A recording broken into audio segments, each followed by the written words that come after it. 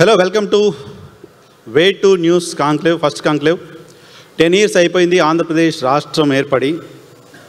10 సంవత్సరాల్లో ఆంధ్రప్రదేశ్ రాష్ట్రంలో ఏం జరిగింది, ఎటువంటి డెవలప్మెంట్ జరిగింది, విభజిత ఆంధ్రప్రదేశ్ ఏ దిశగా వెళ్తుందో చూస్తున్నాం. కమింగ్ 10 years ఏ రకంగా ఉండాలి, కమింగ్ 10 years ఏ రకంగా ఉండాలి అనే దానిపైన ఆంధ్రప్రదేశ్లోని ప్రధాన రాజకీయ పార్టీల వెర్షన్ ఏంటి, ఆ పార్టీలు ఏం ఆలోచిస్తున్నాయి.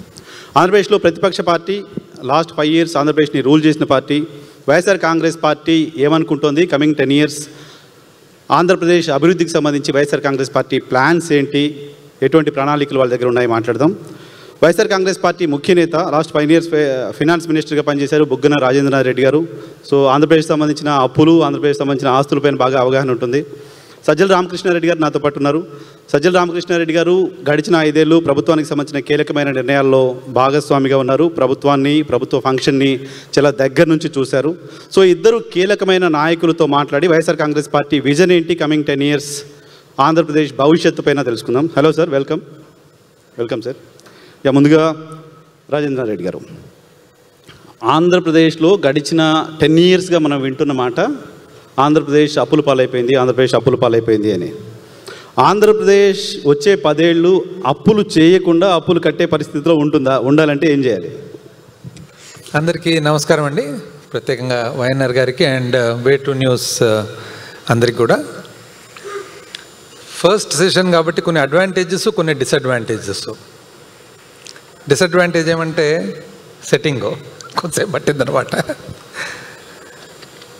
సో మీరు అడిగిన question straight to the question రావాలంటే, ఈ రాష్ట్ర విభజన ఏదైతే పునర్వ్యవస్థీకరణ జరిగిందో ఒక ప్రత్యేకమైన పరిస్థితుల్లో అనమాట. ఎందుకంటే మెజారిటీ ఆఫ్ ద పీపుల్ ఎవరికి యాక్చువల్గా పునర్వ్యవస్థీకరణ అనేది ఇక్కడ లేదు, ఆంధ్ర రాష్ట్రంలో ఇక్కడ. కరెక్ట్. సో అక్కడ పునర్వ్యవస్థీకరణ జరగకముందు మనం హిస్టరీ తీసుకుంటే, ఎప్పుడు స్వాతంత్రం రాకముందు శ్రీబాగ్ ప్యాక్ట్ అప్పటి నుంచి చూసుకుంటే మల్టిపుల్ టైమ్స్ తెలుగు భాష మాట్లాడే వాళ్ళందరూ కూడా వివిధ ప్రాంతాల నుంచి కలిసి ఉండాలి అని, మళ్ళీ ఏదో ఒక డిఫరెన్స్ రావడం, మళ్ళీ కలిసి ఉండాలని అనుకోవడం. ఎందుకంటే తెలుగు భాష మనం అందరం కూడా మాట్లాడినా కూడా north coastal quite different from coastal, quite different from Rayalaseema, quite different from Telangana. కానీ అందరు కూడా మాతృభాష తెలుగు. ఏదేమైనా కూడా ఎప్పుడైతే పునర్వ్యవస్థీకరణ జరిగిందో దాని ప్రధానమైన పరిణామం ఏమంటే, మనము ప్రధానంగా ఒక అగ్రికల్చర్ మీద, వ్యవసాయం మీద ఆధారపడిన రాష్ట్రం అయిపోయినామన్నమాట. అంటే సర్వీసెస్ కానీ, తర్వాత వ్యాపారం కానీ, ఇండస్ట్రీస్ కానీ ఎక్కువ శాతము హైదరాబాద్ వలన తెలంగాణకు వెళ్ళిపోవడం, మనకు రావడం. సో ఏదైతే అప్పుల పాలైంది అని అనడం మాత్రము చాలా అవాస్తవం. ఎంతోమంది, ఎందుకంటే పేర్లు పార్టీలు చెప్తే బాగుండకపోవచ్చు వేదిక మీద నుంచి, ఏది మాట్లాడినా కూడా రాష్ట్ర ప్రెస్టీజ్ ఏమవుతుంది అన్న. మళ్ళా ఇప్పుడు మాత్రం రాష్ట్ర ప్రెస్టీజ్ అప్పుల పాలైంది అనడంలో ప్రెస్టీజ్ ఏమైనా పెరుగుతుందా? ఎందుకంటే వాస్తవము అప్పుల పాలు కాలేదు. అయితే ఇది కొంచెము టెక్నికల్గా ప్లస్ ఫిగర్స్తో కూడిన అంశం కాబట్టి మీరు పర్మిట్ చేస్తే I will refer to some figures. Crisp.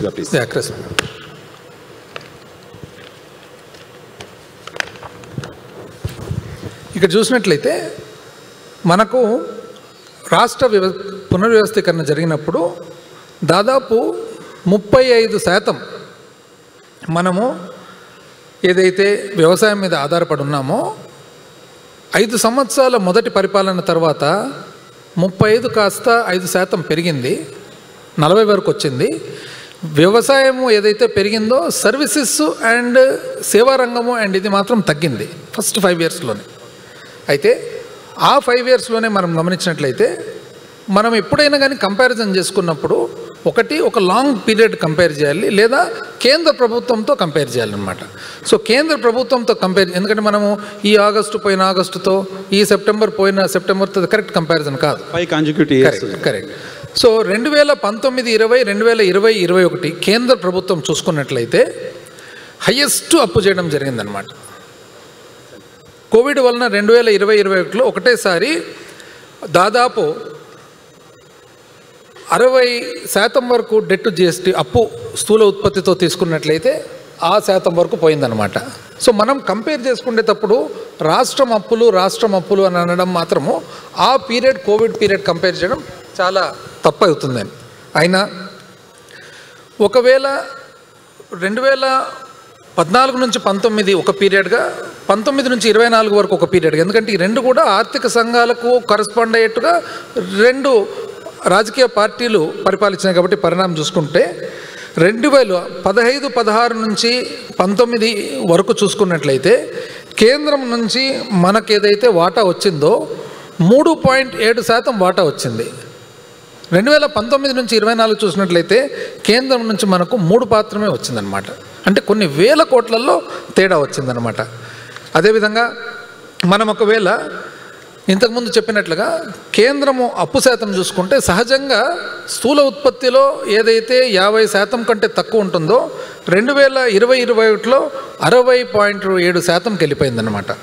అదేవిధంగా మనము వివిధ రాష్ట్రాలు అన్నీ కలిపి తీసుకున్న అప్పు చూస్తే వివిధ రాష్ట్రాలన్నీ కూడా 2014-15 నుంచి 2019 వరకు చూసుకున్నట్లయితే 1.9% అయితే 2019 నుంచి 2024 చూస్తే 2.4%కి వచ్చింది. అంటే అన్ని రాష్ట్రాలు కూడా అప్పు చేయడం ఎక్కువైందనమాట.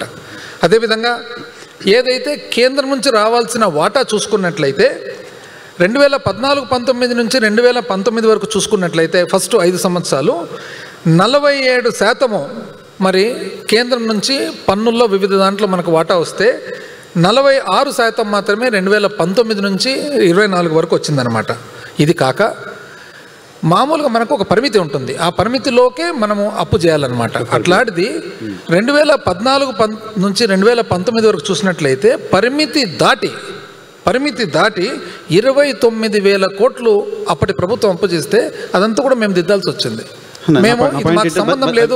ఇవన్నీ పబ్లిక్ డొమైన్లో ఉన్నాయి, చాలా సందర్భాల్లో మీరు మాట్లాడారు, వాళ్ళు మాట్లాడారు. నా పాయింట్ ఏంటంటే క్లియర్గా 10 ఏళ్ళు మీరు చేసినా వాళ్ళు చేసినా అప్పు చేశారు, మొత్తం రాష్ట్రం అప్పుల పాలైపోయింది అనే జరుగుతున్న ప్రచారం సరైంది కాదు అనేది మీ పాయింట్, రైట్? కమింగ్ 10 years మనం అప్పులు చేయకుండా ఆంధ్రప్రదేశ్ని ముందుకు తీసుకుపోయే పరిస్థితి ఉందా? ఈ అప్పులు ఆంధ్రప్రదేశ్ డెవలప్మెంట్కు ఏమాత్రం బర్డెన్గా మారబోతున్నాయి అనేది పాయింట్. ఇది దీనికి ముఖ్యమైన అంశం ఏమంటే ఎప్పుడు కూడా పునర్వ్యవస్థీకరణ జరిగిన తర్వాత మొదటి 10 సంవత్సరాలు చాలా కీలకమైన సమయం. సో ఫస్ట్ 5 years మనం గమనించినట్లయితే ఏ ఒక్క రంగంలో కూడా ఖచ్చితంగా ఒక ప్రణాళిక అనేది లేకుండా పోయిందనమాట. ప్రతి ఒక్కటి కూడా అర్ధంలో ఆపడం. ఇప్పుడు మనం చూసినట్లయితే అప్పు చేయకుండా రెవెన్యూస్ రావాలంటే ఏ విధంగా వస్తాయి? సేవా రంగం కానీ మనకు మన మ్యానుఫ్యాక్చరింగ్ ఇండస్ట్రీ కానీ బాగా చేయడం ఓకే. అప్పు చేయకుండా అమెరికా కూడా లేదు, అప్పు చేస్తున్నాయి. కానీ చేస్తున్న డబ్బులను ఎక్కడ ఖర్చు పెట్టారనే దాని మీద పాయింట్ వస్తుంది.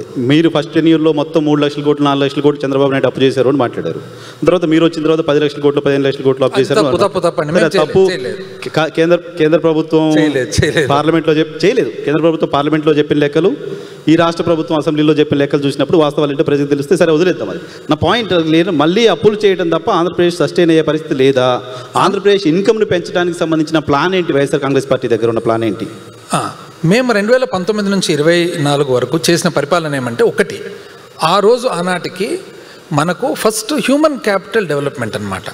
మనకు వ్యవస్థీకరణ జరిగిన తర్వాత ప్రధానంగా వ్యవసాయం మీద ఆధారపడిన రాష్ట్రంలో పిల్లలందరూ కూడా వెరీ సూన్ క్విక్గా వీళ్ళను చదువుల్లో ఎడ్యుకేషన్లో డెవలప్ చేసి వీళ్ళను ఏదో ఒక రూపంలో ఎంప్లాయ్మెంట్ ద్వారా పోవాలనే ఉద్దేశంతోనే మనం వివిధ ప్రోగ్రామ్స్ టేకప్ చేయడం.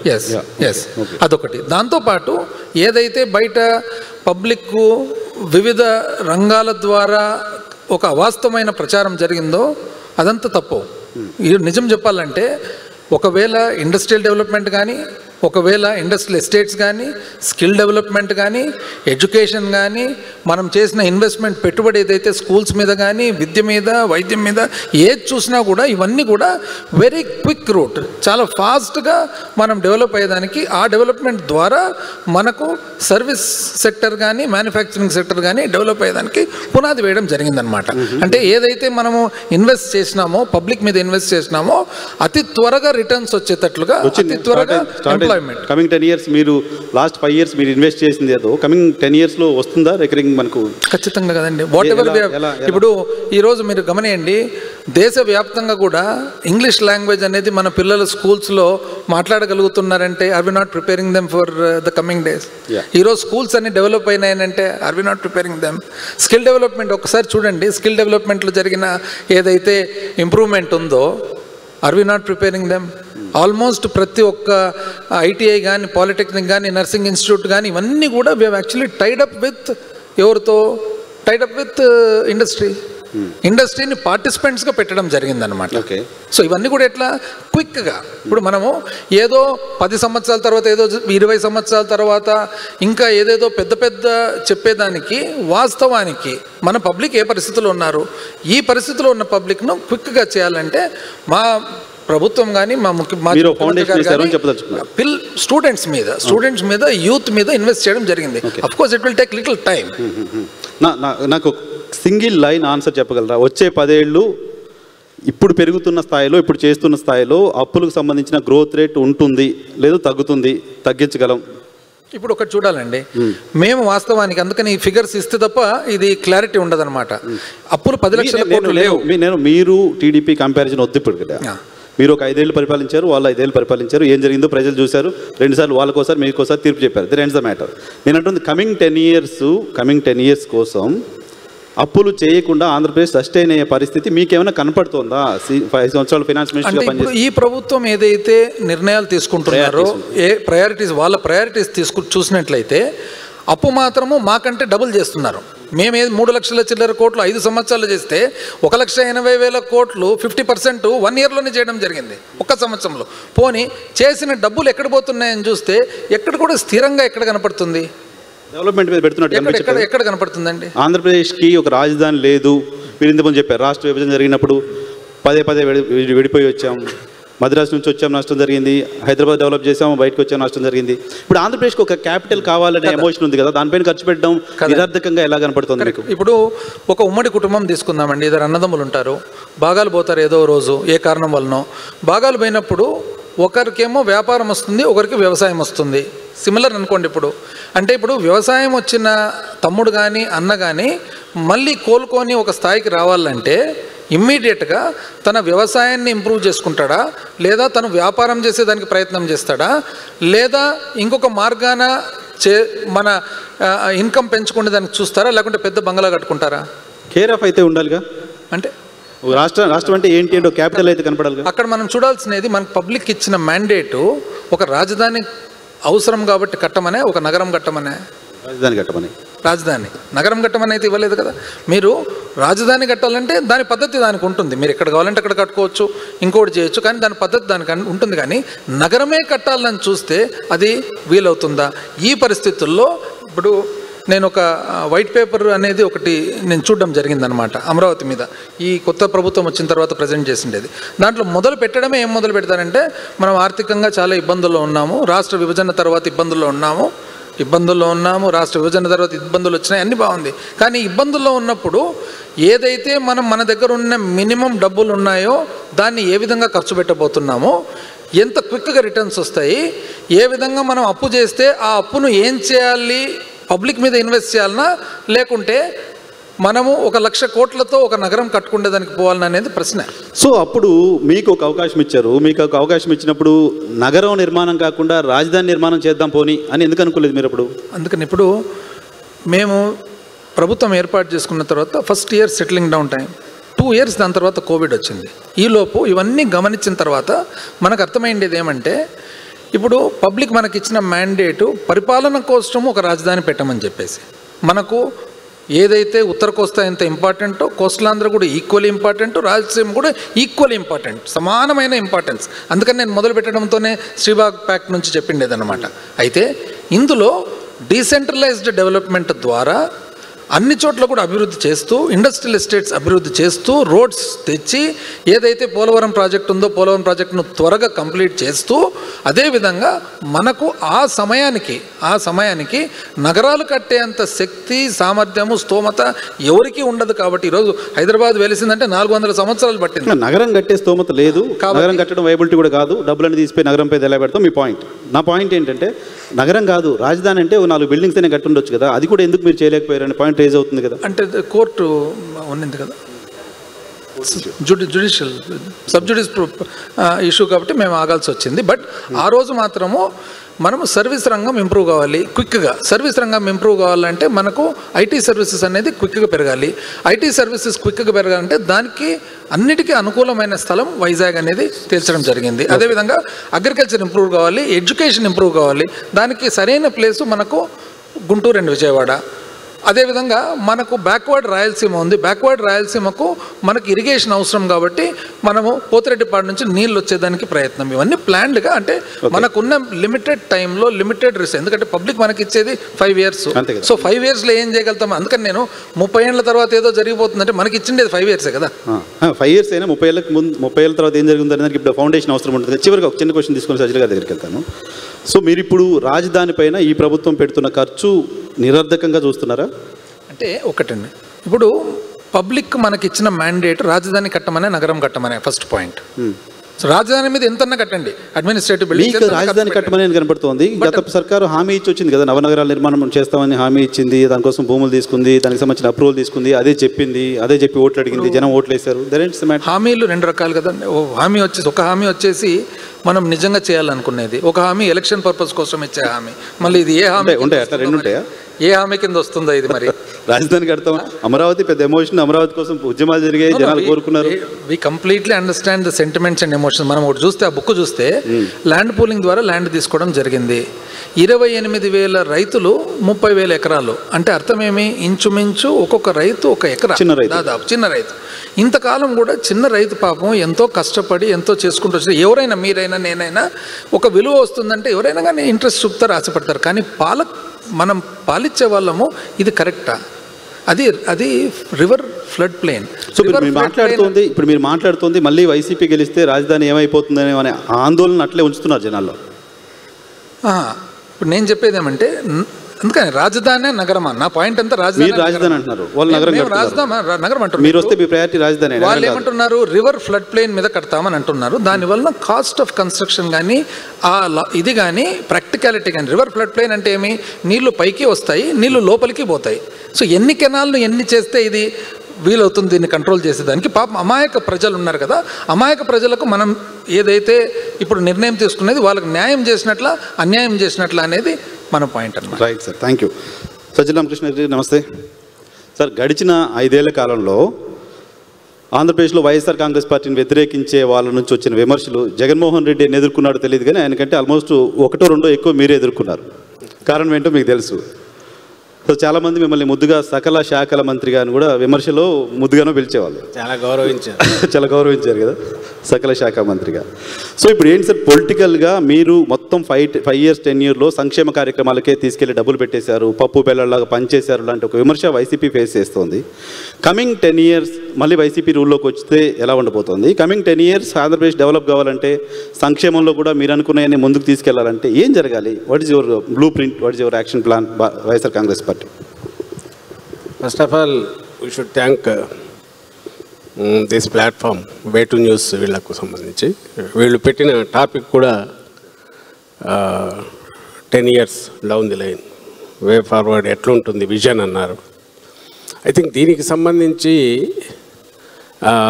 40 years తర్వాత ఎట్లుంటుంది, 50 years తర్వాత ఎట్లుంటుంది అంటే మేము పోటీ పడలేకపోవచ్చు దాంట్లో. కానీ 10 years అనే దానికైతే క్వాంటిఫై చేసి మెజరబుల్ దీంట్లో yes YSRCP has a vision and our leader Jaganmohan Reddy గారు హీ హ్యాజ్ ఏ విజన్ అని చెప్పడానికి సాలిడ్ ఫౌండేషన్ అయితే ఈ 5 yearsలో వేశారు. ఈ 1924 మధ్య దాని సూపర్లేటివ్స్ని పక్కన దాన్ని పొగుడుకోవడం అన్నీ తీసేస్తే, విజన్ అనేది చెప్పడం అనేది నేను చెప్తాను, మీరు నా individuals we have vision individually. అంటే నేనే ముఖ్యమంత్రిని అయితే ఏం చేయొచ్చు అని చాలామంది, నేనే ప్రధాని అయితే ఏం చేయొచ్చు అని చాలామంది అనుకోవచ్చు. బట్ హార్డ్ ఫ్యాక్ట్స్ రియాలిటీస్ పూర్తి చేసి 5 years టైంలో 5 years మాత్రమే మనకు మ్యాండేట్ ఇచ్చారు. ఆలోగా మనం ఏమేమి చూపాలో అవన్నీ పూర్తి చేసి చూపాలని వ్యవస్థలనే నిర్మించి, ఆ వ్యవస్థలు ఇవి ఇలాగే గన సజీవంగా వైబ్రెంట్గా సాగితే 10 years తర్వాత ఎట్లుంటుంది అనేది కూడా కళ్ళ ముందు కనపడడం దాదాపు దగ్గరికి కూడా వచ్చాము నేను అనుకుంటున్నా. ఎలా అని మీరు అడగచ్చు.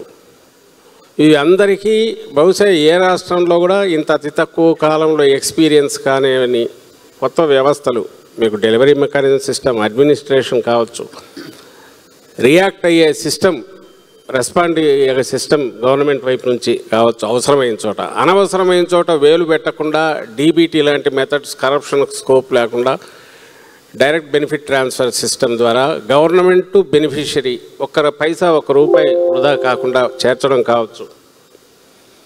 అలాగే ఇంతకుముందు మా రాజా చెప్పినట్టు 2 core sectors, education and health, మూడవది ఇంకో కోర్ మనం దేని మీద అయితే డిపెండ్ అయ్యామో ఫార్మ్ సెక్టర్, అగ్రికల్చర్. ఈ మూడింటికి సంబంధించి ఎక్కడెక్కడ హ్యాండ్ హోల్డింగ్ అవసరం అవుతుందో వాళ్ళకు ఇస్తూ, అట్ ది సేమ్ టైం ఫ్యూచర్లో వాళ్ళు ఎంపవర్ అయ్యి సొంతంగా డెసిషన్ తీసుకోగలిగిన దిశగా, లైక్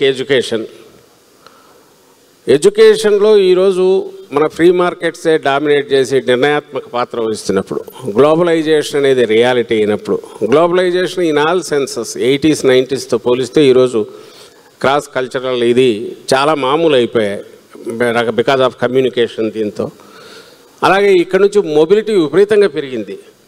మరి దీనికి తగినట్టు రెక్కలు ఉండాలి కదా, అంత శక్తి కావాలి, ఇచ్చే రెక్కలు కావాలి. ఈ రెక్కలను బిల్డ్ చేయడం ఒకటి బేసిక్. ఇది వచ్చి ఇంగ్లీష్ ఎడ్యుకేషన్. అవునన్నా కాదన్నా నాకు ఛాన్స్ దొరికితే అప్పు చేసైనా నా పిల్లాడిని ఇంగ్లీష్ మీడియం దాంట్లో చేర్చక తప్పదు. అలాగే ఇంగ్లీష్ మీడియంలో చదువుకున్నప్పటికీ పోయిన తర్వాత మనం అక్కడికి పోయిన తర్వాత we are still lagging behind because of the ఫ్రీగా వాళ్ళతో కాగడానికి అవసరమైన సిలబస్లు కానీ లేకపోవడం. ఈ హోలిస్టిక్ అప్రోచ్తో మీరు మా గవర్నమెంట్ ఉన్నప్పుడు చూస్తే ఇంగ్లీష్ మీడియం తీసుకురావడమే కాదు, ఐబీ వరకు సిబిఎస్ఈ అనుకున్న తర్వాత ఐబీ సిలబస్ కూడా తీసుకురావడం. ఐబీ ఈజ్ నథింగ్ బట్ ఎప్పుడు డిప్లొమాట్స్ కోసం పెట్టుకున్న చిన్న ఇది. బట్ ఇంటర్నేషనల్ దీంట్లో ఈజీగా you can gel with sync with the systems, ఎక్కడైనా మూవ్ కావచ్చు. అవగాహన దీనికి పెంచడానికి అవసరమైంది అనుకున్నది, అది వచ్చే ప్రయత్నం చేశాం. అండ్ ఆ పిల్లలు మీకు చదివించాలని ఉండి మెరిట్ ఉంటే ఎక్కడికైనా వెళ్ళడానికి అవసరమైన ఏర్పాట్లు చేశారు. మధ్యలో డిస్కంటిన్యూ చేస్తే స్కిల్ డెవలప్మెంట్ రెడీ చేశాం. ఇవన్నీ మీకు కళ్ళ ముందు ఉండేటివే, నేనేం చెప్తున్నవి మాటలు కాదు. ఈ విజన్ నెక్స్ట్ ఇట్లా చేస్తామని అట్లా చేశాము. మీరు కాదనగలరని నేను అనుకోను, మీరు కాదంటే నేను పిక్చర్స్ తీసి చూపగలను. అలాగే హైయర్ ఎడ్యుకేషన్ ఇంక్లూడింగ్ ఇంటర్నేషనల్, బయటికి the best of the universities పోతే అక్కడికి పంపించే, అవసరమైతే ₹1,50,00,000 దాకా ఫీజులు పే చేసి పంపే సిస్టమ్. ఎస్, అది స్టార్ట్ అయ్యింది. దీన్ని అందుకొని ఎంజాయ్ చేస్తూ ఆ ఫ్రూట్స్ ఎంజాయ్ చేస్తూ నెక్స్ట్ పోవాలంటే ఇట్ టేక్స్ 5 years 10 years. మేము మొదలుపెట్టిన యజ్ఞం, జగన్మోహన్ రెడ్డి గారు మొదలుపెట్టిన యజ్ఞం ఏదైతే ఉందో ఈ 2-3 yearsలోనే ఇంగ్లీష్ మీడియంకి అడాప్ట్ కావడం మొదలుపెట్టారు. ఆ తర్వాత నెక్స్ట్ పిల్లలు వాటి ఇది రేట్ పెరిగింది, అడ్మిషన్ రేట్ పెరిగింది గవర్నమెంట్ స్కూల్స్కు డిమాండ్ పెరిగింది, దాని రూపురేఖలు మారిపోయినాయి. ఇవన్నీ మామూలు అందరూ చూసింది, మీరు చూసింది. ఇది ఒక పక్క జరుగుతుంది. సో దట్ ఏమవుతాడు, మన పిల్లలు 10 years తర్వాత గ్రాడ్యుయేట్ అయిన తర్వాత he will easily gel with any international situation, ఎక్కడైనా ఎక్కడికైనా పోగలడు, మొబిలిటీ పెరుగుతుంది. ఇంతకు మించి ఏ గవర్నమెంట్ అయినా చేయడానికి దీనికి మేము ఇదే అమ్మఒడి పేరుతో 15,000 ఎంతో చేతిలో పెట్టి వదిలించుకోవచ్చు. మా భుజాలు మేము చర్చుకొని బ్రహ్మాండంగా జగన్మోహన్ రెడ్డి గారు ఓహో చేశారని మేము చెప్పొచ్చు. ఎందుకు వదిలే ఆయన? ఎందుకు 16,000 కోట్లు పెట్టి మళ్ళీ ఈ స్కూళ్ళన్నీ చేయించారు, వాటి రూపురేఖలు మార్చారు? ఎందుకు అక్కడికి సిలబస్ తీసుకుని బైలింగ్వల్ టెక్స్ట్ బుక్స్ అని, నానా ట్యాబ్స్ అని రకరకాలు ఇచ్చి సిలబస్లు కొత్తవి తీసుకొచ్చేసి ఎందుకు చేశారు? మొదట్లో కొంచెం హార్డ్షిప్ అయినా దిస్ ఈజ్ ద సిస్టమ్, మనం దీంట్లో వెళ్ళాలి, మన పిల్లలు అయితే ఎక్కడ చదువుతారో పేదింటి పిల్లలు అలాగే చదవాలి.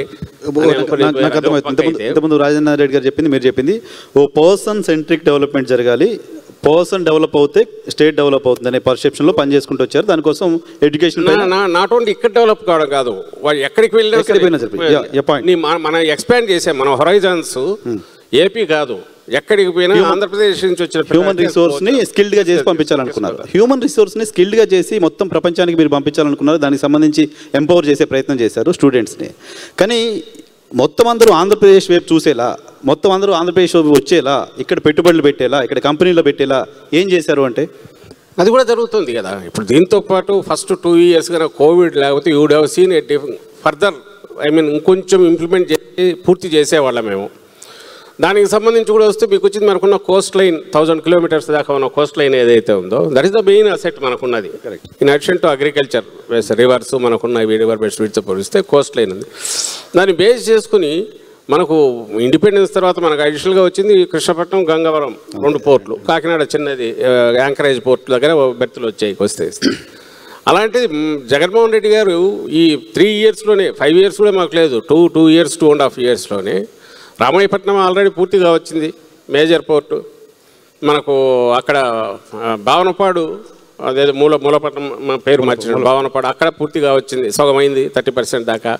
మచిలీపట్నం వర్క్ స్టార్ట్ అయింది. అంటే మేజర్ పోర్ట్స్ ఏవైతే మనకు ఎంటైర్ ఎకానమీని డెసివ్ దీనికి ముందుకు తీసుకెళ్ళగలిగినవి, దాని పాత్నే మార్చగలిగిన 3 మేజర్ పోర్ట్లు ఇంక్లూడింగ్ కాకినాడ కూడా తీసుకుంటే 4వది కూడా అవుతుంది.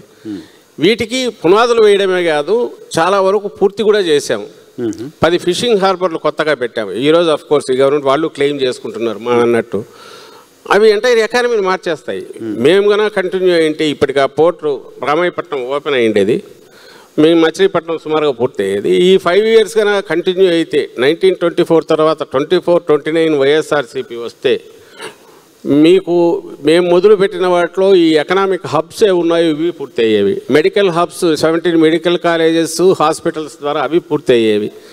ఆ canopy entire health medical canopy complete అయ్యింది. మిగిలిన స్ట్రక్చర్ అంతా పూర్తయింది. విలేజ్ క్లినిక్స్ రూపంలో అయితేమి, అర్బన్ సెంటర్స్ ద్వారా అయితేమి, అండ్ మల్టీ స్పెషాలిటీ హాస్పిటల్స్ ద్వారా అయితేమి, super specialities like kidney, cancer, mental హెల్త్కి సంబంధించి, చైల్డ్ పీడియాట్రిక్ హార్ట్ సర్జరీస్ కూడా ఆల్రెడీ స్టార్ట్ చేసి నడుస్తున్నాయి. ఇవి కాక 17 super speciality hospitals along with medical colleges, 2500 new seats. That was the vision. And already 5 medical college start అయ్యాయి, ఇంప్లిమెంట్ అయింది. ఇంకో 2 పూర్తి అయ్యాయి, 7 పూర్తి అయ్యాయి, మిగిలిన నడుస్తున్నాయి. అవి పూర్తి అయిపోతాయి. అండ్ ఎంటైర్ ఈ port 4 major ports fishing harbours వస్తాయి. Because we depend on fishing and aqua కూడా మనకు మేజర్ ఇది ఉంది. అండ్ ఈ 4 మేజర్ పోర్ట్స్ అయితే 29కు ఎడ్యుకేషనల్ ఇన్స్టిట్యూట్ మా స్కిల్ డెవలప్మెంట్ 26-27 యూనివర్సిటీస్ అనుకున్నారు, ఈచ్ పార్లమెంట్కి ఒకటి. అవి పూర్తి అయ్యింటే ఇండస్ట్రీతో లింకప్ అయ్యి స్కిల్డ్ మ్యాన్ పవర్ బయటకు వస్తుంది. ఇదంతా అయితే 29కు మ్యాప్, ఇండియన్ మ్యాప్లో ఏపీ ఎక్కడ ఉండేది ఒక్కసారి విజువలైజ్ చేయండి. నేను అక్కర్లా, మీకే కనిపిస్తుంది. ఎందుకంటే మెడికల్ కాలేజ్ దగ్గరికి పోతే ఇప్పుడు ఆల్రెడీ రన్నింగ్ మెడికల్ కాలేజ్ ఉన్నాయి. రామాయపట్నం పోర్టు దగ్గరికి పోతే మీకు కనిపిస్తుంది. కృష్ణపట్నం ఎట్లుందో రేపు అదే రెప్లికా అవుతుంది. ఇంతకంటే ఎనీ స్టేట్ గవర్నమెంట్ ఇది విజన్ అవుతుందా? లేక నేను లక్షల కోట్లు ఏదో ఖర్చు పెట్టేసి చేస్తాను, ఒక బూర్జ్ ఖలీఫానో ఒకటి నేను కడతాను మధ్యలో అంటే, ఒక 200 మీటర్స్తో 500 మీటర్స్తో కడతాను, that would be the highest this one, tallest this one on the globe అంటే అది మన అవసరాలు తీరుస్తుందా? ఇంతకుముందు నేను క్వశ్చన్ చేసింది కరెక్ట్. నా దగ్గర ఉన్న నువ్వే లిమిటెడ్ రిసోర్సెస్ అని మనమే అంటున్నాం. ఈ లిమిటెడ్ రిసోర్సెస్ను ఏ రకంగా జుడిషియస్గా వాడుకోవాలో, సరే ఇంట్రెస్ట్కి తెస్తున్నాము, ఇంట్రెస్ట్ తెచ్చింది ఎక్కడ పెట్టాలి, అది ప్రొడక్టివ్గా ఉండాలి, లేదా మన పిల్లల ఎడ్యుకేషన్ పూర్తి దగ్గర ఎంప్లాయ్మెంట్ వచ్చేట్టు ఉండాలి, లేదా మనకు ఫ్యూచర్లో హెల్త్ రిస్క్స్ వస్తే కేర్ తీసుకునేట్టు ఉండాలి. ఈ ఈ ఈ ఈ ఎంపవర్మెంట్ దేని ద్వారా వస్తుంది అంటే వాళ్ళకి ఇస్తున్న సేఫ్టీ ద్వారా ఎంపవర్ చేస్తున్నాం. కానీ మీరు గత 5 ఏళ్ళు ఎదుర్కొన్న ప్రధానమైన విమర్శ పొలిటికల్ ఇష్యూనే మీరు ఆన్సర్ చేస్తారని చెప్తున్నాను. ఆంధ్రప్రదేశ్లో వైసీపీ వచ్చిన తర్వాత ఇక్కడ నుంచి కంపెనీలన్నింటినీ తరిమేసింది ఇలాంటి ఒక నేరేషన్ని ఆంధ్రప్రదేశ్ ప్రజల ముందు పొలిటికల్ పార్టీస్ ఉంచడం చూసాం. కొన్ని ఎగ్జాంపుల్స్తో సహా వాళ్ళు చెప్తూ వచ్చారు. సో ఇప్పుడు అధికారంలో ఉన్న పార్టీ కూడా మళ్ళీ వైసీపీ వస్తే కంపెనీలు రావు, ఇప్పుడు కంపెనీలు రావడానికి భయపడుతున్నాయి, మళ్ళీ వైసీపీ వస్తుందేమని భయపడుతున్నాయి అన్నారు. వచ్చే 5 ఏళ్లలో మేము వస్తే కూడా ఏం భయం లేదు, మీకు వచ్చి పెట్టుబడులు పెట్టొచ్చు అని ఒక భరోసాను వైఎస్ఆర్ కాంగ్రెస్ పార్టీ ఇవ్వగలదా? అటువంటి క్యాంపెయిన్ ఎలా చూస్తారు మీరు? అటువంటి క్యాంపెయిన్ ఈ భరోసా లేకపోతే ఆ పోర్టులు ఎందుకు మొదలు పెడతారు? వాళ్ళు వచ్చి కన్స్ట్రక్షన్ ఎందుకు జరుగుతుంది? వచ్చిన ఇండస్ట్రీస్ అన్ని I don't want to name, ఆ చిట్టా విప్పదలుచుకోలే. ఎన్ని లక్షల కోట్ల పెట్టుబడులు వచ్చాయి, అండ్ చిన్న industries, micro and medium size వీటికి సంబంధించినంత ఎస్ఎంఎస్సి వాటికి సంబంధించినంతవరకు small and micro medium small and వాటికి సంబంధించి ఇచ్చిన ఇన్సెంటివ్స్ గురించి అయితే అవి రివైవ్ కావడము, దాని నుంచి ఎంప్లాయ్మెంట్ జనరేట్ అయ్యడం, ఇదంతా ఇవన్నీ చేసిన ఏ రకంగా ఒక కంపెనీ పోయిన విషయం చెప్పండి. ఇదిగో ఈ కంపెనీ వెళ్ళిపోయింది, ఒక పేరు చెప్పండి చెప్తాను. లూలు వెళ్ళిపోయింది, జాకీ వెళ్ళిపోయింది. లూలు ఈజ్ ఇట్ ఎంప్లాయ్మెంట్ ఇవ్వగలిగిన ఇండస్ట్రీ నాది? మీలోనే అందరికీ తెలుసు, వాళ్ళు రెంట్కి తీసుకొని నడుపుకుంటున్న ఓ మాలు అలాంటివి ఇప్పుడు మన విజయవాడలో ఉన్నాయి, హైదరాబాద్ కూడా నాకు తెలిసి వాళ్ళు రెంట్కి తీసుకొని నడుపుతున్నారు. అది ఇండస్ట్రీనా? ఎలాంటి ఎంప్లాయ్మెంట్ వస్తుంది అక్కడ? ఇటీవల ఆంధ్రప్రదేశ్ ముఖ్యమంత్రి చంద్రబాబు నాయుడు గారు సింగపూర్ పర్యటన చేసి వచ్చిన తర్వాత చెప్పిన మాట, ఆంధ్రప్రదేశ్లో మళ్ళీ జగన్మోహన్ రెడ్డి వస్తే ఎలా అని భయపడుతున్నారని కొంతమంది ఇండస్ట్రియలిస్టులకి మీ పార్టీ నుంచి అఫీషియల్గా మెయిల్స్ పెట్టి ఇక్కడికి రావద్దు, అమరావతి మునిగిపోతుంది ఇలాంటి క్యాంపెయిన్ చేస్తున్నారనే విమర్శలు కూడా ఉన్నాయి. అది వాళ్ళు చేసే నేరుగా మాట్లాడిన మాట. మేమున్నప్పుడు తెలుగుదేశం పార్టీ కానీ ఆ పార్టీ తరఫున అదర్ పార్టీస్లో ఉన్న స్లీపర్ సెల్స్ కానీ వాళ్ళు చేసింది ఆ పని. మీకు కావాలంటే ఉదాహరణలతో ఉన్నాయి. ఏదైనా సెంటర్ నుంచి తీసుకురావాలని కానీ ఇమ్మీడియట్ అప్పులు ఎక్కువైపోయి ఇది చేస్తున్నారనేది. శ్రీలంకని దుష్ప్రచారం చేసింది వాళ్ళు. శ్రీలంకని దుష్ప్రచారం చేస్తూనే 14 లక్షల కోట్ల అప్పుని వాళ్ళంతటా వాళ్ళు డిక్లేర్ చేసి ఆ పైన జగన్మోహన్ రెడ్డి ఇస్తున్నది కాక మేము 10 ఇస్తామని హామీలు ఇచ్చింది వాళ్ళే. సో ఇందులో ఏదో ఒకటి నిజం కావాలి. పోనీ ఆ 14 లక్షలు కాస్త ఇప్పుడు ఎంత అవుతుందంటే 7లో కాస్త మేము చేసింది అయితే 3.3 ఎంతో అంటున్నారు. ఇవి వాస్తవాలు. ఈ ఫిగర్స్ అయితే మార్చలేరు కదా. మా పాయింట్ నేను చెప్పదలుచుకుంది ఏంటంటే, చంద్రబాబు నాయుడు గారు సింగపూర్ వాళ్ళు రారో ఇంకోరు రారో అనేది ఇదిగో ఈ కంపెనీ వెళ్ళిపోయింది అని ఒకటి చెప్తే, కంపెనీ ఇన్ ది సెన్స్ పెద్ద మ్యానుఫ్యాక్చరింగ్ ఇది కావచ్చు, లేదా స్టేట్ దీన్ని మార్చేది కావచ్చు, ఏది వెళ్ళిపోయింది, నీ హయాంలో వెళ్ళట్లేదా, వెళ్ళేటట్టు మీరు చేయట్లేదా, ఈ క్వశ్చన్లు వేయాల్సింది పొలిటికల్ డిస్కషన్ అవుతుంది. పాయింట్ ఏంటంటే, ఆంధ్రప్రదేశ్ అంటే వైఎస్ఆర్ కాంగ్రెస్ పార్టీ, తెలుగుదేశం పార్టీ కాదు. ఆంధ్రప్రదేశ్ ప్రజలకు కూడా ఒక ఆందోళన ఉంటుంది.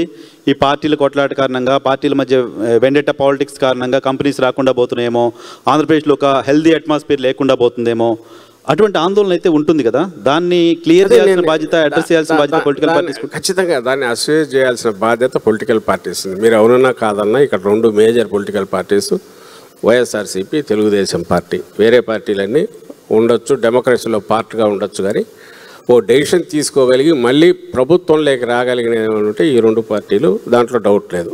దాంట్లో మాకు సంబంధించినంతవరకు క్లారిటీ ఉందని ఎట్లా చెప్పగలుగుతున్నాం అంటే, జగన్మోహన్ రెడ్డి గారికి సంబంధించినంతవరకు వైఎస్ఆర్సీపీ ఏం చెప్తుందో దాన్ని డెలివరీ చేయడానికి మాకున్నంత వెసులుబాటు చంద్రబాబు నాయుడు గారికి ఉండదు. ఎందుకు ఉండదంటే, ఆయన ఎప్పుడూ ప్రిజనర్ ఆఫ్ సంథింగ్. తనకు సంబంధించినంతవరకు తన చుట్టూ ఉండే వాళ్ళ చేతిలో కావచ్చు, డిఫరెంట్ పార్టీస్తో పెట్టుకొని డిపెండ్ అయ్యి రావడం వల్ల కావచ్చు, జవాబుదారీతనంలో ఆయన తప్పించుకోవడానికి చేయక తప్పని పరిస్థితి కూడా ఉంటుంది. ఎందుకంటే తన అందరి మీద డిపెండ్ అయి ఉంటాడు కాబట్టి. తను మిగిలిన సెక్షన్ కొంతమంది వెస్టెడ్ ఇంట్రెస్ట్ తయారు చేసి ప్రొజెక్ట్ చేసిన లీడర్ కాబట్టి. వేరే ఇక్కడ ఇది జగన్మోహన్ రెడ్డి గారికి సంబంధించినంత వరకు తను పెట్టిన పార్టీ. ఆ పార్టీ ఎక్కడ ఎంటర్ అయినా తన డెసిషన్ ఏదో, తన నిర్ణయాలు ఏదో, తన విధానాలేవో స్పష్టంగా చెప్పి జవాబుదారీతనంతో ఇంప్లిమెంట్ చేయగలిగిన పొజిషన్లో ఆయన ఉన్నారు.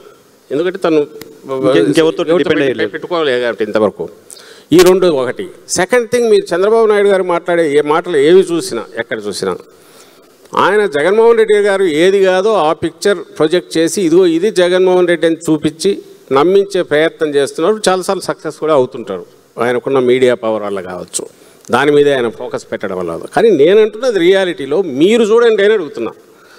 Is it not misinformation? వాళ్ళు చెప్తున్నది మేము పవర్లో ఉన్నప్పుడు ఏ ఇండస్ట్రీస్ వెళ్ళాయి మళ్ళీ అడుగుతున్నా. ఇదిగో 1, 2, 3, 4,000 crore, 2,000 crore, 3,000 crore worth industries పోయినాయి చెప్పమనండి. ఒకటి ఏవి రానివి ఏవి చెప్పండి.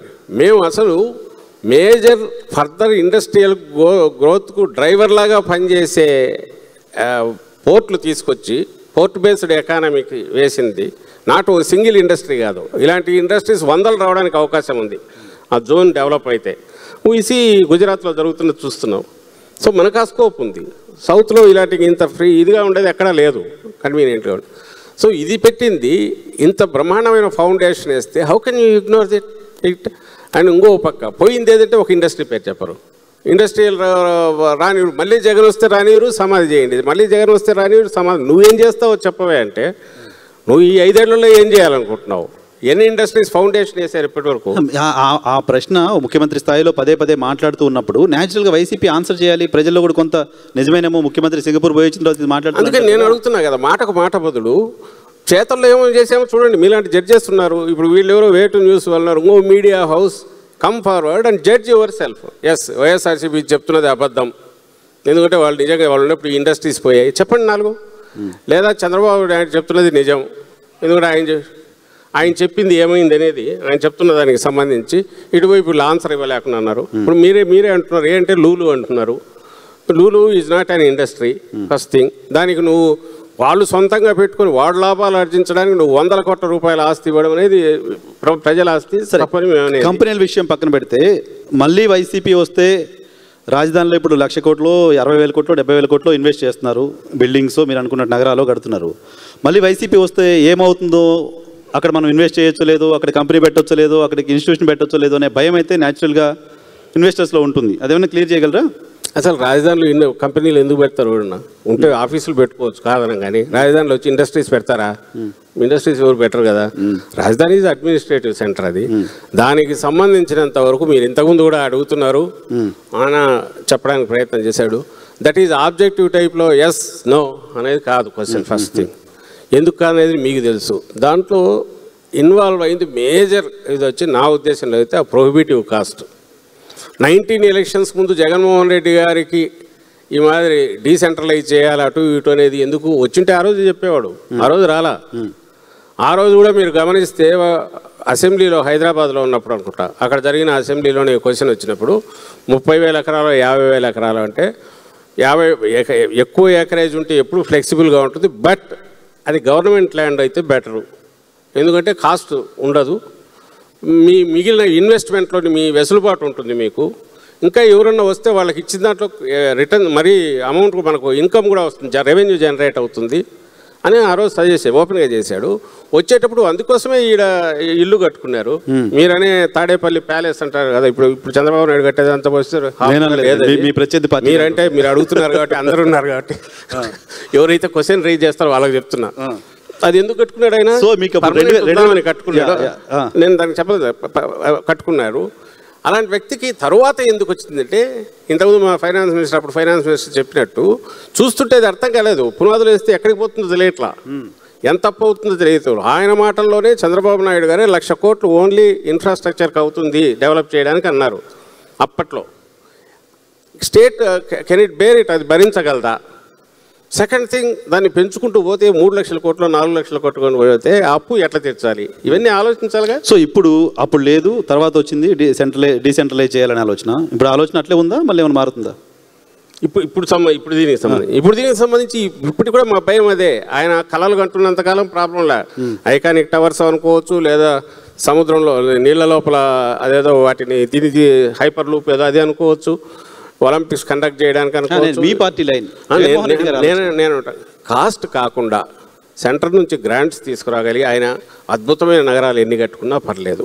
లేని పక్షంలో ముందు అడ్మినిస్ట్రేషన్కి అవసరమైన ఏ ఉన్నాయో వాటిని పెట్టుకొని నడుపుతుంటే, ఆ తర్వాత మాకు అడిషనల్ ఖర్చు కానప్పుడు జగన్మోహన్ రెడ్డి గారు వేరే ఆలోచనలు, ఆయనకు అప్పుడు వచ్చేవి కాదు, ఇప్పుడు రావు.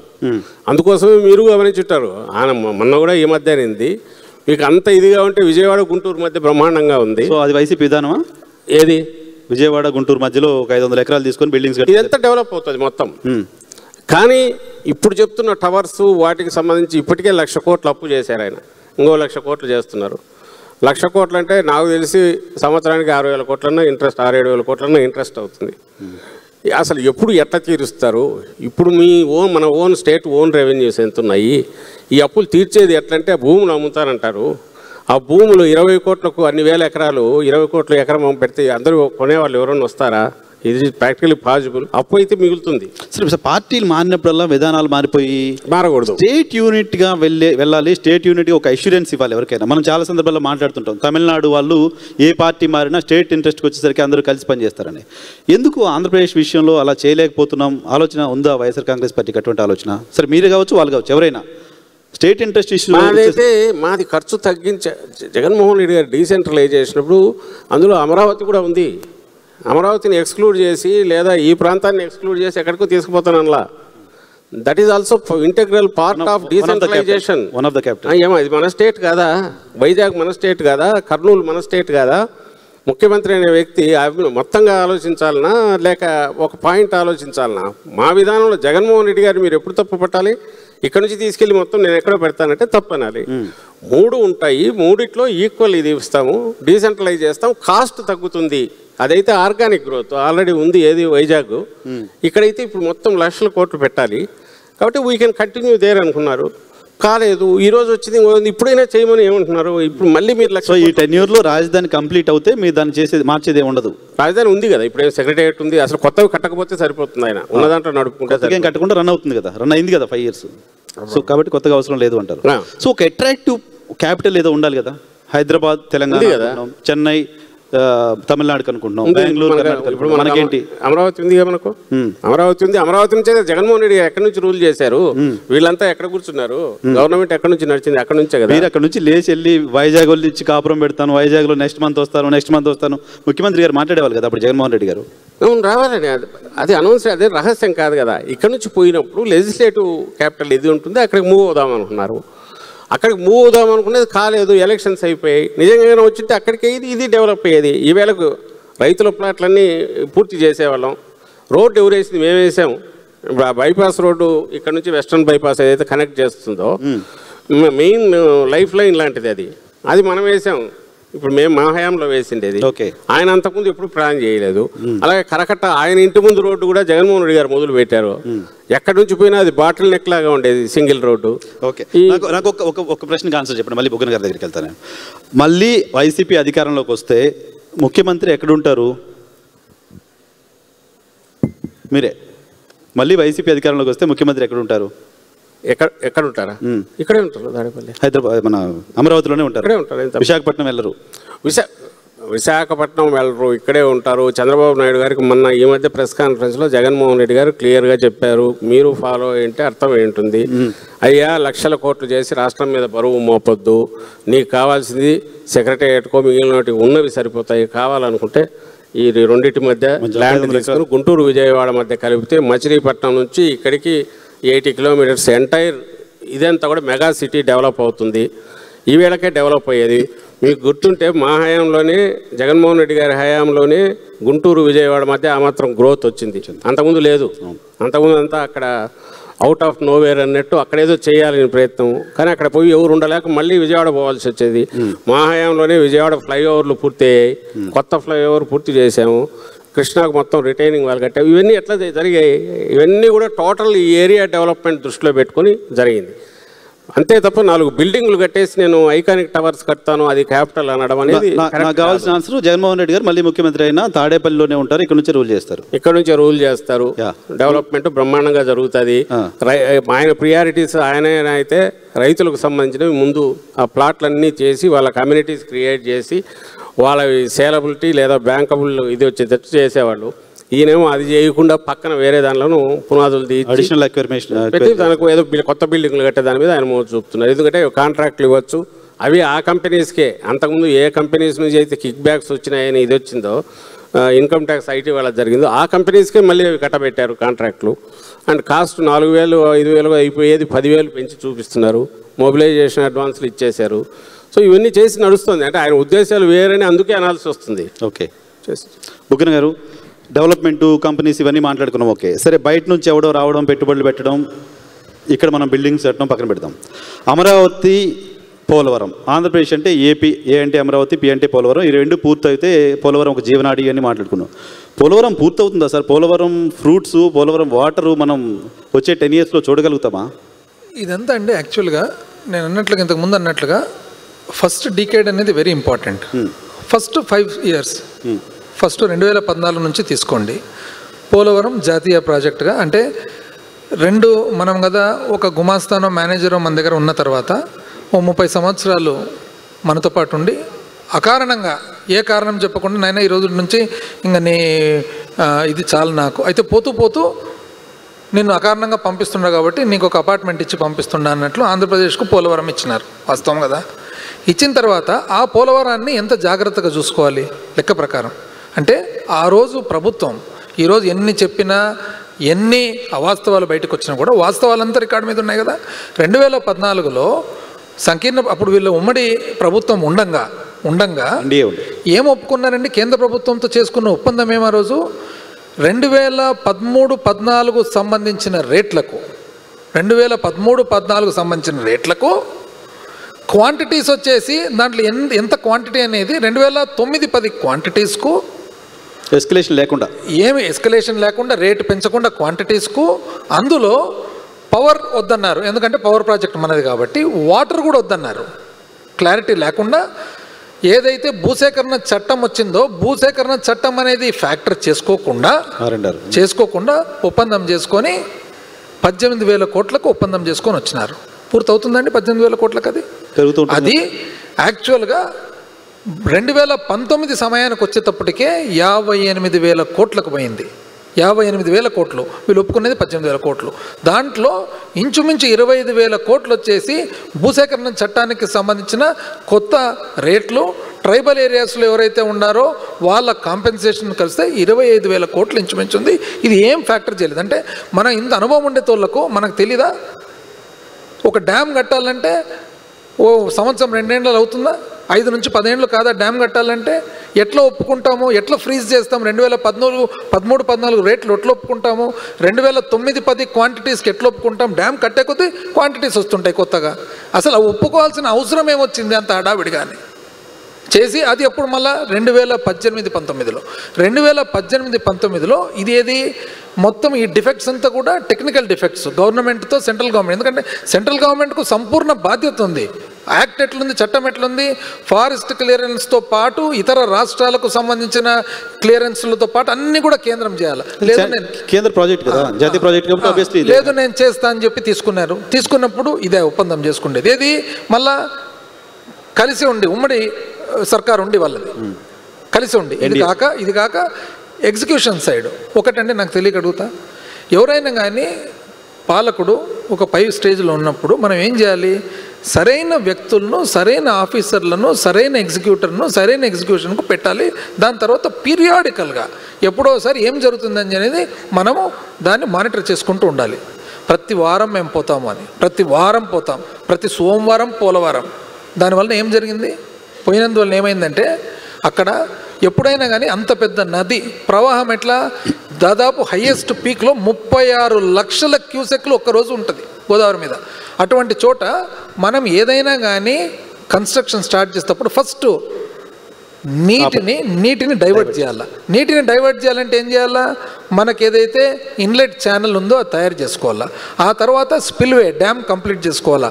ఆ తర్వాత అవుట్లెట్ మళ్ళీ ఆ నీళ్ళు మళ్ళీ నదిలోకి ఎంటర్ కావాలా. అప్పుడు మనము ఏం టేకప్ చేయాలా? కాఫర్ డ్యాము, డయాఫ్రమ్ వాల్, ఇవన్నీ వీళ్ళు ఏం చేసినారు? అసంపూర్తిగా 2019 ఎలక్షన్ లోపల హడావిడిగా ఏదో చేయాలనే ఉద్దేశంతో ఇన్లెట్ ఛానల్ కంప్లీట్ కాకుండా, స్పిల్వే కంప్లీట్ కాకుండా, అవుట్లెట్ ఛానల్ కంప్లీట్ కాకుండా, కాఫర్ డ్యామ్ అనేది కంప్లీట్ కాకుండా డయాఫ్రమ్ వాల్ స్టార్ట్ చేసినారు. డయాఫ్రమ్ వాల్ అంటే అర్థం ఏమి? డయాఫ్రమ్ వాల్ ఎప్పుడు కూడా ఆపదు. అది ఓన్లీ నీళ్లు ఇటుపక్క నుంచి అటుపక్కకు, అటుపక్క నుంచి ఇటుపక్కకు రానికుండా చూస్తుంది. ఎక్కడి నుంచి వస్తుంది diaphragm wall? Godavari river bed ఏదైతే ఉందో బెడ్ లోపలికి పోయి అక్కడి నుంచి ఇసుకంతా దాటి, ఇసుక దాటినాక నీళ్ళ వరకు వస్తుంది. టెక్నికల్ సబ్జెక్ట్ చాలా సార్లు మాట్లాడుకున్నాం. సరే వాళ్ళు తప్పు చేశారు, తర్వాత మీకు 5 ఏళ్ళ అవకాశం వచ్చింది. కమింగ్ 10 years మనం గోదావరి ఫ్రూట్స్ తీసుకోగలమా? దానికి మీరు అడిగిన క్వశ్చన్కు ఇది చెప్తే తప్ప సమాధానం రాదు. అయితే వీళ్ళు ఏం చేసినారు? కాఫర్ డ్యామ్ కంప్లీట్ చేసుకోకుండా డయాఫ్రమ్ వాల్ కట్టినారు. కట్టిన తర్వాత ఏమైంది? 2019-20 ఫస్ట్ ఇయర్ మేము వచ్చిన తర్వాత ఫ్లడ్ వచ్చింది. సెకండ్ ఇయర్ కూడా ఫ్లడ్ వచ్చింది. కంప్లీట్ కానందువల్ల ఏమైందంటే ఫ్లడ్ వచ్చి డయాఫ్రమ్ వాల్ను డ్యామేజ్ చేసింది. ఎందుకు డ్యామేజ్ చేసింది? కాఫర్ డ్యామ్లో 2 గ్యాప్స్ ఉన్నాయి కాబట్టి. గ్యాప్స్ ఎందుకు ఉన్నాయి? గ్యాప్ పెట్టకుంటే వెనకాల గ్రామాలు మునిగిపోతాయి. సో ఇదంతా చేసి డ్యామేజ్ అయితే మేము 2019 నుంచి 2024 వరకు కంప్లీట్ ఏమేమి మేము సాధించినది?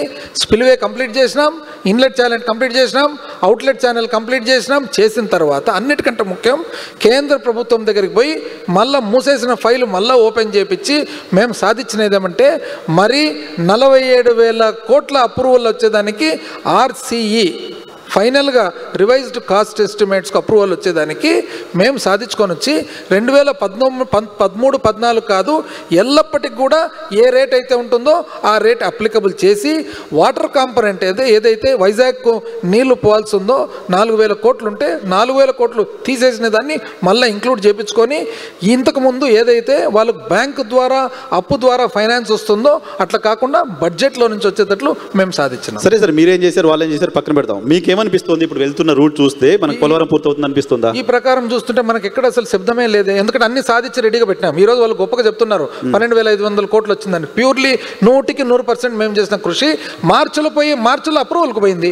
ఇంకా మార్చి 2024 మీరు మాట్లాడేది వాళ్ళు మాట్లాడేది చూసిన తర్వాత జనాల కన్ఫ్యూజన్ ఉండదు కదా. జనాలకి ఒక అష్యూరెన్స్ ఇవ్వగలరా? మీకేమనిపిస్తుంది? మీరు జరుగుతున్న రూట్ పాత్ మేమంటూ ఉండింటే 2029 లోపల 100% కంప్లీట్ చేసేవాళ్ళం. ఎందుకంటే మాకు అండర్స్టాండింగ్ అటువంటి డెడ్ లైన్స్ మీరు పెట్టారు చాలా, వాళ్ళు పెట్టారు చాలా, కాలే ఇప్పుడు అవుతుందా 10 years మనం పూర్తి చేయగలమా? ఇప్పుడు పరిస్థితి చూస్తూ ఉంటే మనం ఎక్కడ దానికి ఏం డైరెక్షన్ కనపడడం లేదు మళ్ళీ. ఎందుకంటే మనకి ఎక్కడ చూస్తున్నాం అసలు? ఇంతకుముందు ఏదో ప్రతి సోమవారం పోలవరం అన్నారు, ఇప్పుడు ఎక్కడుంది? వారం లేదు. 2 ఇష్యూస్, అమరావతి మీరు ఆపేశారు లాంటి ప్రచారం ఉంది, పోలవరం మీరు వాళ్ళు బ్లేమ్ గేమ్ నడుస్తుంది. సో ఈ రెండు పూర్తి అయ్యే పరిస్థితి, కంప్లీట్ అయ్యే పరిస్థితి మీకు కనిపించట్లేదు as a politician, as a respected political party కూడా మేము కంప్లీట్గా అన్ని పూర్తి చేసి వాళ్ళ చేతులకి పళ్ళెంలో పెట్టినాం కాబట్టి వాళ్ళంటూ చిత్తశుద్ధితో పరిపాలన చేస్తే, వాళ్ళు ఎగ్జిక్యూషన్ చేస్తే మీరు పొలిటికల్ పార్టీగా మీరు సరే, నేను అవుట్ ఆఫ్ ద బాక్స్ పోయి అడుగుతున్నా. బయటకు వెళ్ళినప్పుడు 2 రాష్ట్రాలు విడిపోయాయి, తెలంగాణ డెవలప్మెంట్కి సంబంధించి ఈరోజు ఆంధ్రప్రదేశ్కి సంబంధించిన పొలిటికల్ లీడర్స్ అంతా తెలంగాణ బాగా గ్రో అవుతుంది అని చెప్తారు, రైట్? తెలంగాణ బాగా ఫస్ట్ డెకేడ్లో బాగా డెవలప్ అయింది అని చెప్తున్నారు.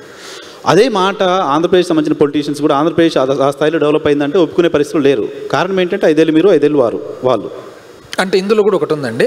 5 ఏళ్ళు ఏదైతే ఉందో మొన్న ఇవి అన్ని అవాస్తవాలు. అప్పు అంత లేదు.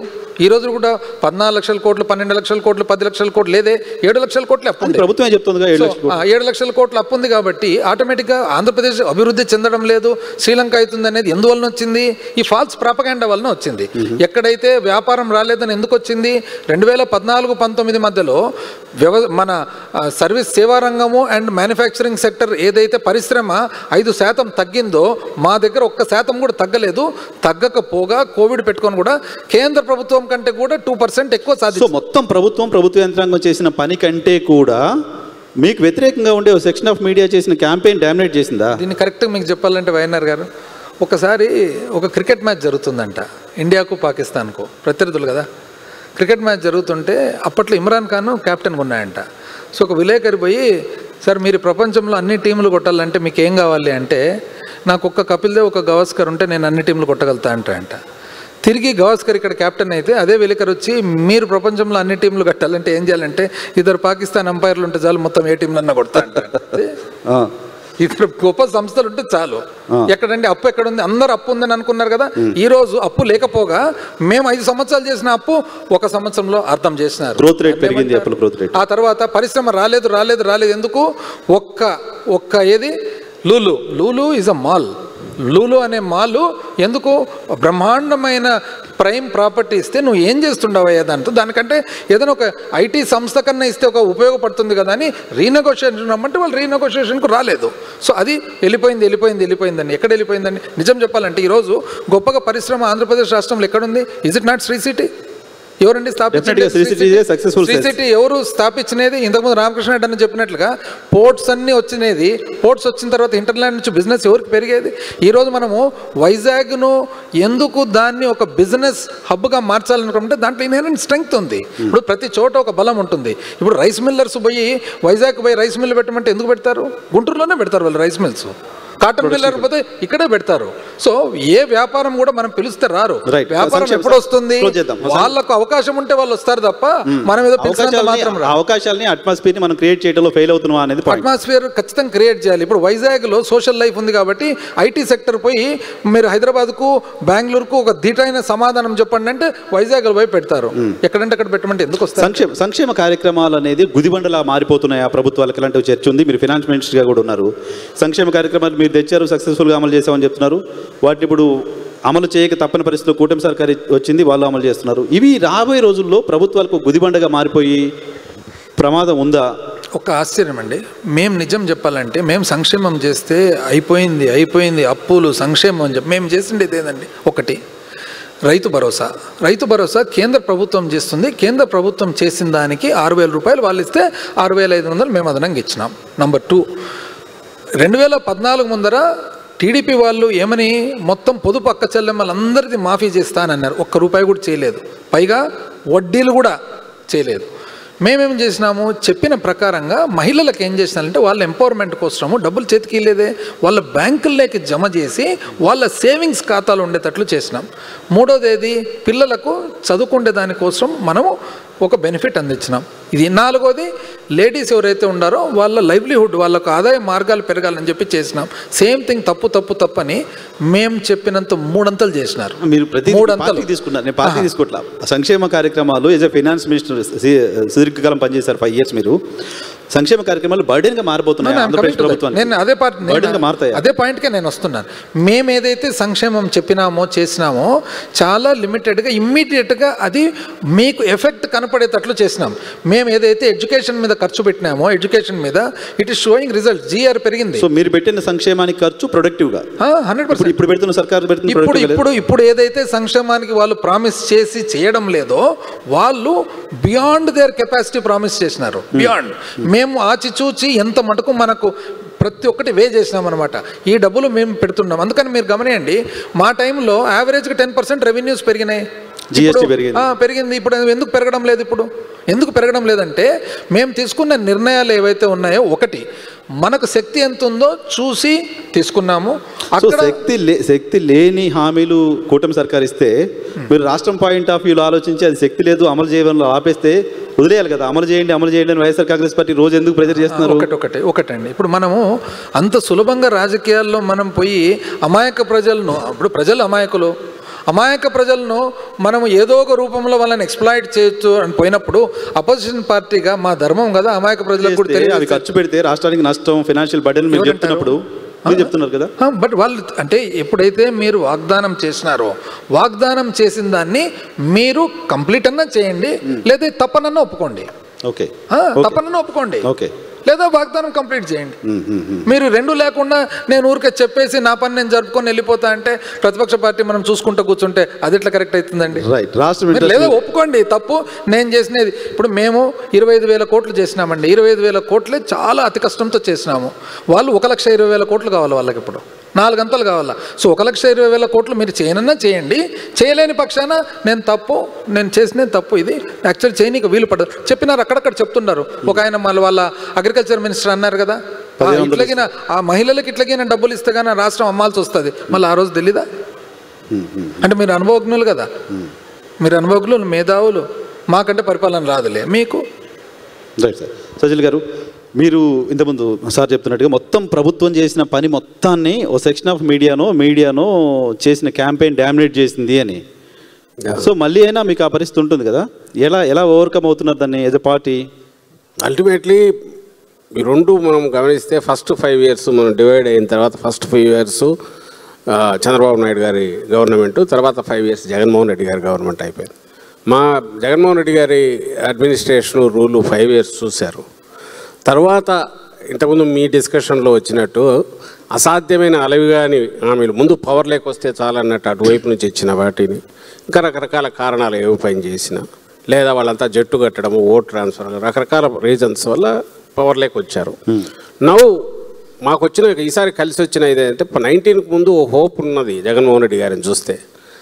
చంద్రబాబు నాయుడు గారితో విసిగిపోయారు. 24 తర్వాత ఓ క్లియర్ కట్ లైన్ డ్రా చేయడానికి బ్లాక్ అండ్ వైట్లో కనిపిస్తుంది. అంటే జగన్మోహన్ రెడ్డి గారి రూల్ ఎట్లుంది, ఎందుకంటే మొన్ననే జరిగింది, అయిపోయింది.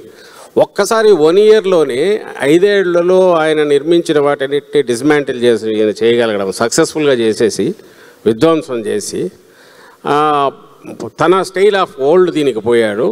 సో కళ్ళ ముందు జరిగిపోతున్నవి అది ఏ వ్యవస్థ అయినా సరే, వాటి వల్ల they started enjoying the benefits either family పరంగా ఆర్ గ్రోత్ పరంగా, స్పెండింగ్ దీని మీద పరంగా అన్నిటిని ఒక్కసారి లాగేసినట్టు అయిపోయింది.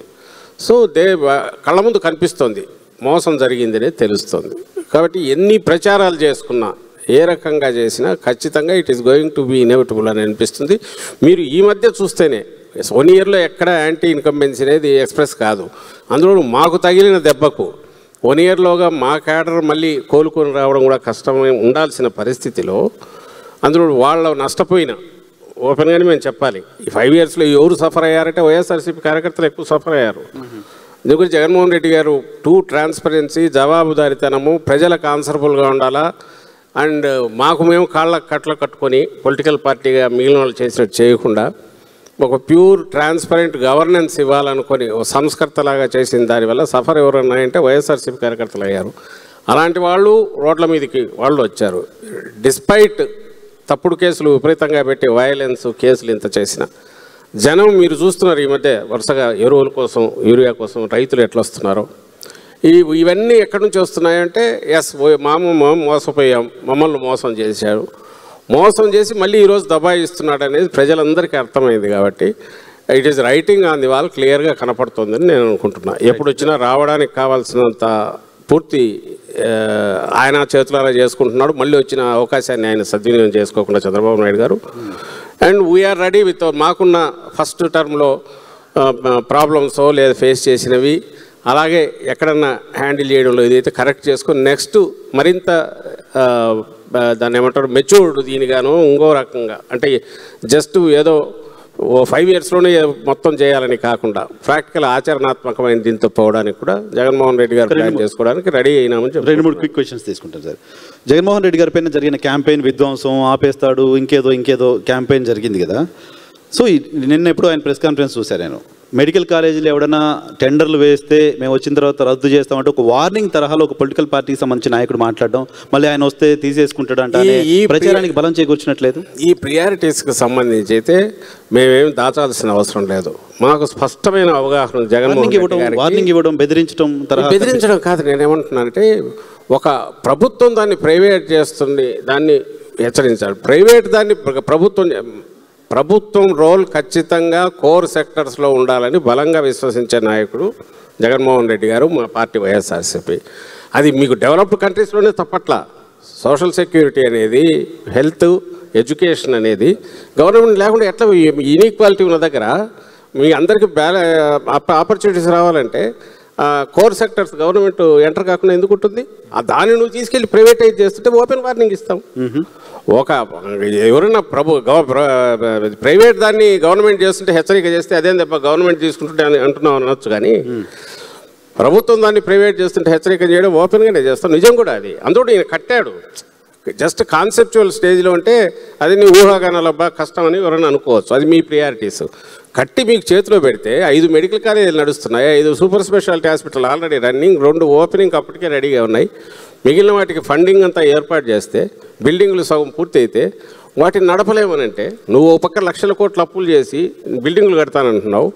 ఇవి కడితే నీకు మెడికల్ హబ్ పూర్తిగా తయారైపోయి మెడికల్ హెల్త్ పరంగా సేఫ్ ఇది వస్తుంది ఎంటైర్ పాపులేషన్ కానీ కళ్ళ ముందు, including middle class, upper middle class ఎవరికైనా సరే సూపర్ స్పెషాలిటీ సేవలు ఒక పార్లమెంటు దీంట్లో అందుబాటులో ఉంటాయి. ఆమె కాంపిటీషన్ క్రియేట్ అయితే కార్పొరేట్ సెక్టర్ కూడా రేట్లు తగ్గితే ఎవరు బెనిఫిట్ అయ్యేది? Entire population, not only poor కాదు, అందరూ అవుతారు. సో మిగతా వాళ్ళకు కూడా వార్నింగ్ ఇస్తున్నారు. ఐఏఎస్ ఆఫీసర్లకు వార్నింగ్ ఇస్తున్నారు, ఐపీఎస్లకు వార్నింగ్ ఇస్తున్నారు, ఎస్ఐ దగ్గర నుంచి మొదలుపెట్టి పేరు పెట్టి గుర్తుపెట్టి జరుగుతున్నది కదా. ఈ స్టేట్ని ఎటు తీసుకెళ్తారు? మీరు వచ్చినప్పుడు వాళ్ళకి వార్నింగ్లు ఇచ్చుకుంటూ మీరు గమనిస్తే కేసు ఏదైనా చూడండి, ఎలాంటి కేసులు పెడుతున్నారు. మేము వైఎన్ఆర్ వెళ్ళేసి ఊరి మీద వచ్చి బుగ్గన రాజాయన మన చేశాడు, దానివల్ల మా నాయకుడు మనసు కష్టమైందని రాస్తే ఇమీడియట్ తీసి బొక్కలో పడేస్తున్నారు. బొక్కలో పడేస్తామని ముఖ్యమంత్రి హెచ్చరిస్తున్నారు. ప్రభుత్వాల ప్రకారమే కదా మీరున్నప్పుడు మీ దగ్గర పనిచేస్తున్న ఐఏఎస్లు, ఐపీఎస్లు, ఎస్ఐలు, సిఏలు ఎలా పనిచేస్తున్నారు కదా. ఆ రోజు ఈ రోజు మీరు వార్నింగ్ ఇవ్వాల్సింది పొలిటికల్ పర్సనాలిటీస్ కదా. పొలిటికల్ బాసెస్ ఖచ్చితంగా ఇస్తాము. అట్ ది సేమ్ టైం అఫీషియల్స్లో ఎవరైనా ఉంటే బాబు మీరు పర్మనెంట్ ఉండేవాళ్ళు మళ్ళీ మేము వస్తాము, వచ్చినప్పుడు ఇది అవుతుంది అనేది అయితే ఖచ్చితంగా వార్నింగ్ ఇవ్వాలి. But at the same time మీరు గమనించాల్సిన చంద్రబాబు నాయుడు గారు ఇంతకంటే ఘోరంగా హెచ్చరికలు చేశారు. మీ అంతా చూస్తాను, తోలు తీస్తానని కూడా అన్నారు. మేము ఆయన స్థాయికి పోలా, ఆయన దారిలోకి పోతున్నారు. మీరు ఆయన దాంట్లో ఏం పోవట్లా. నేను చెప్తున్నాను, ఆఫ్టర్ ఆల్ ఇప్పుడు మీరు ఆడుతున్నప్పుడు గేమ్ రూల్స్ ఆయన డిసైడ్ చేస్తున్నాడు. ఆ గేమ్ రూల్స్ ఆయన డిసైడ్ చేస్తున్నప్పుడు ఆయన ఇట్లా ఆడితే నీకు కూడా తన్నులు పడతాయి, నీకు దెబ్బలు పడతాయి అని అనాల్సి వస్తుంది. ఎందుకు నువ్వు అట్లే కొడుతున్నావు. రైట్. గేమ్ రూల్స్ మేము రోజు తన్నులు తింటుంటాం, పవర్లో ఉన్నా తింటుంటాము, పవర్లో లేనప్పుడు అట్లే ఉంటామని ఎట్లా అంటాం? నువ్వు వేసిన విత్తనం అదే చెట్టు అవుతుంది అనేది అందుకే వార్నింగ్ ఇచ్చేది. కాబట్టి దానికి ప్రిపేర్డ్గా ఉండాలి. వద్దు, తగ్గు అని చెప్తున్నాం. మాకు సంబంధించినంత వరకు డెమోక్రసీలో ప్రభుత్వంకు ఎంత ఉందో అధికారులకు అంతే ఉంది, కింది స్థాయి ఉద్యోగికి అంతే బాధ్యత ఉంది, అపోజిషన్కి అంతే బాధ్యత ఉంది అనే ఉద్దేశంతోనే మేము బంధనాలు వేసుకుంటా దీనిలాగా పోయి సబ్స్క్రైబ్ అవుతూ ప్రజలే సుప్రీం అనే దాంతో పోయాము. 5 ఇయర్స్లో ఆ మ్యాండేట్ను పూర్తి సద్వినియోగం చేసుకోవాలని ట్రై చేశాము. ఆ ప్రాసెస్ దీనికి సంబంధించినంతవరకు ఎక్కడ డీవియేట్ కానీ రిజల్ట్స్ కూడా కనపడినాయి. ఇప్పుడేమో ఈయన వాటన్నిటిని పాడు చేసి మొత్తం ఇది చేసి politics is a different ball game అన్నట్టు నడుపుతున్నాడు. విచ్ ఈజ్ రాంగ్ అని మేము అంటున్నాం. ఇది కరెక్ట్ స్టాండ్. మీరు కూడా అప్రిషియేట్ చేయాలి, అందరూ అప్రిషియేట్ చేయాలని కోరుకుంటున్నాం. రైట్ సార్, చూద్దాం. మొత్తంగా చాలా థ్యాంక్ యూ వెరీ మచ్ ఇద్దరికి, రాజేంద్ర రెడ్డి గారు, సజ్జల రామకృష్ణారెడ్డి గారు కాంక్లేవ్లో పార్టిసిపేట్ చేసినందుకు. ఇది పొలిటికల్ పార్టీగా వైఎస్ఆర్ కాంగ్రెస్ పార్టీ విజన్.